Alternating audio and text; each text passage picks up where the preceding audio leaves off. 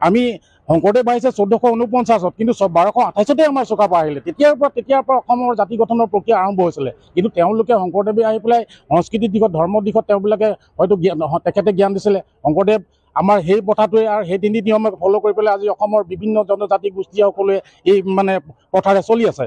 কিন্তু তেখেতলোকে পাপত গজা আজি ইমান কেইবছৰ হৈছে, 94 বছৰ তেখেতলোকৰ হৈছে। আহি পেলাই বিভিন্ন নীতি নিয়মেৰে যদি সমাজখনক বিপথে পৰিচালিত কৰিব তেওঁলোকে চেষ্টা কৰিছে, কিন্তু এইটো নহয়। আমি সেইটো নামানো, আমি মানি নলওঁ। আমাৰ এটা দায়িত্ব আছে আহোম হিচাপত, যিহেতু আমি শাসন কৰিছোঁ। আমাৰ ৰজাসকলে পূৰ্বসকলে অসমত 600 বছৰ ধৰি ৰাজত্ব কৰিছিলে, তাৰ বুৰঞ্জীয়ে কয়। কিন্তু আমি সেই জনগোষ্ঠীৰে আমি আজি সন্তান, আজি আমি নাতি পৰিণাতি আমি আছোঁ। আমি এনেকুৱা ভুল হ'ব নিদিওঁ। আমি বিভিন্ন জাতি জনগোষ্ঠীকো মই আহ্বান জনাইছোঁ, তেওঁলোকেও এই কথাটোত ভুল যিবিলাক হয়তো শংকৰে যিটো ভুল কৰিছে তেওঁবিলাকেও প্ৰতিবাদ কৰি পেলাই আমাক ওলাই হওক আমাৰ লগলৈ। হয়, শংকৰে এইটো ভুল কৰিছে, এইটো এনেকুৱা ধৰণৰ হ'ব নালাগে। তেওঁবিলাকে সমিল মিলে যদি থাকিব বিচাৰে, যদি সমিল মিলে আমাৰ মাজলৈ লওক। হয়, নীতি নিয়ম কিছুমান থাকে, কিন্তু এইটো তালিবানী নিয়ম আমি সমৰ্থন নকৰোঁ। যিটো বোলে দণ্ড দিব লাগিব, বোলে হয়তো এটা সময়ত যাব কি হ'ব, কঠোৰ দৃষ্টি ল'বলৈ হওক, তেওঁলোকে প্ৰাণদণ্ডও দিবলৈ তেওঁলোকে কুণ্ঠা নকৰিব। তেনেকুৱা হয়তো ভৱিষ্যতে আহি যোৱাৰ সম্ভাৱনা আছে। এই আৰম্ভণিতে যদি সকলো একগোট হৈ পেলাই শংকক যদি এই নীতি শিক্ষা দিয়া নাযায়, কিন্তু আমাৰ ভৱিষ্যতে অসমখনৰ বা আমাৰ সমাজখনৰ প্ৰতি এটা আমাৰ এই প্ৰভাৱে আমাক বেয়া বাৰ্তা আমালৈ প্ৰেৰণ কৰিব।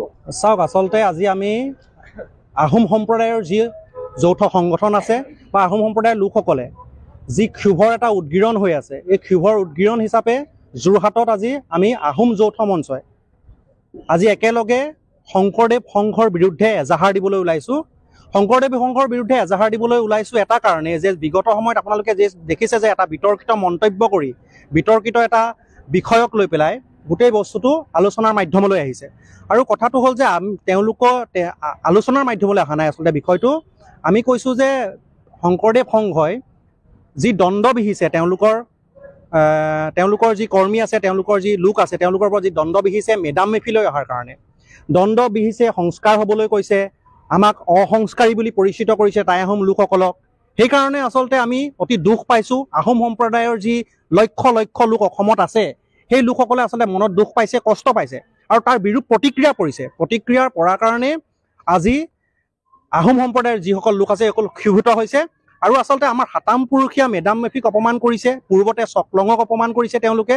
শংকৰদেৱ সংঘক আমি এটা কথা কৈছোঁ যে এইটো এটা ক্ষোভৰ উদগীৰণ হৈছে, আৰু এই ক্ষোভৰ উদগীৰণ যদি ইমানতেই ক্ষান্ত নকৰে তেন্তে কিন্তু আগন্তুক দিনত ৰণসিংহা বাজিব। এই কথাটো জানি লোৱা উচিত যে আমাৰ যি ধৰ্মীয় ৰীতি নীতি আছে, আমাৰ যি পৰম্পৰা আছে, আমাৰ যি পূৰ্বপুৰুষৰ ৰীতি নীতি আছে, তাক অপমান নকৰিবৰ কাৰণে আমি বাৰম্বাৰ কৈ আছোঁ। যদিহে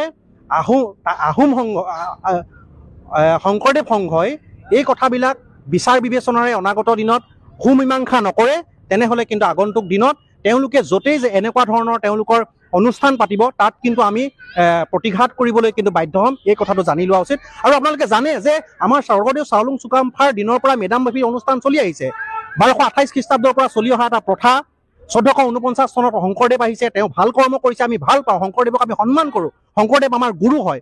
কিন্তু তেওঁ গঠন কৰি যোৱা অসমীয়া জাতিটো, চাওলুং চুকাফাই গঠন কৰি থৈ যোৱা অসমীয়া জাতিটোৰ ওপৰত এতিয়া কোনোবা সংঘ গঠন হ'ব, আমাৰ আহোমক বিৰূপ মন্তব্য কৰিব, আমাৰ আহোমৰ প্ৰতি ভয় ভাবুকি দেখুৱাব, এই কথাটো আমি মানি ল'ব নোৱাৰোঁ। গতিকে লক্ষ লক্ষ মানুহ থকাৰ কথা কৈ আমাৰ ওপৰত প্ৰভাৱ বিস্তাৰ নকৰিবৰ কাৰণে আমি আহোম জনগোষ্ঠীয় দল সংগঠনে আজি আমি মত প্ৰকাশ কৰিছোঁ।